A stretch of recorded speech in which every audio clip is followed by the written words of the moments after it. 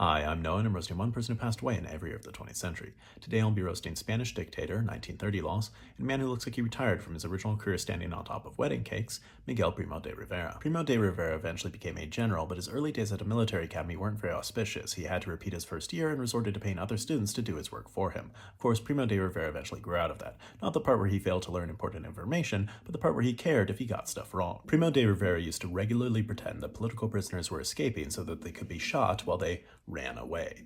I'm not surprised that Primo de Rivera would have defenseless people shot. I am surprised that someone as repulsive as him would ever have to pretend that people were running away. In 1921, Spain suffered a disastrous defeat in their war to maintain colonial control over Morocco, and before a report which was rumored to assign blame to the king could be discussed in the parliament, Primo de Rivera launched a coup which overthrew the parliament with the support of the king. Primo de Rivera wanted to return to a more traditional Spain, and there was no more important tradition to him than the tradition of powerful men avoiding consequences. Under Primo de Rivera, the Spanish military used chemical weapons in Morocco with the intent of killing as many civilians as possible in the initial gas attack, as well as polluting sources of fresh water. I don't know how Primo de Rivera justified that to himself.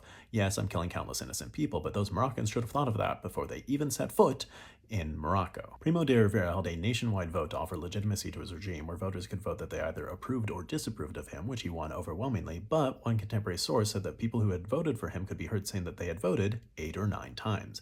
I'm torn because on the one hand, I have no trouble believing that the vote was corrupt, but on the other, I have a lot of trouble believing that anyone put in that much effort for Primo de Rivera. Primo de Rivera was forced out in 1930 after a slowing economy and political chaos caused the military and the king to lose faith in him after just over 6 years. That's pretty hard to believe. I would have thought they'd lose faith in him immediately. Alright, please consider donating to help the family that I sponsor in Gaza. If you'd like to support me or watch bonus videos, please check out my Then let me know who else to roast, and join me next time when I'll be roasting American inventor, 1931 loss, and a man who looks like he created this light bulb just so that he could break it and use it as a weapon in a bar fight, Thomas Edison.